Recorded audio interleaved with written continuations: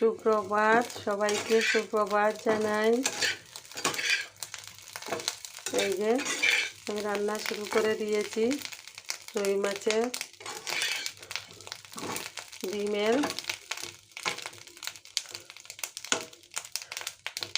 পুরা cake piece. আপনারা দেখতে পারবেন কেকের মতো বানিয়েছি এটাকে। রুই মাছের ডিমকে কেকের মতো বানিয়েছি। এখন একটা দিয়ে একটা তরকারি বানাবো। ডালও হয়ে গেছে, ডাল তরে এগুলো ভালো করে মেখে সম্বাসে ছাড়াবো, তারপরে আপনাদের দেখাবো।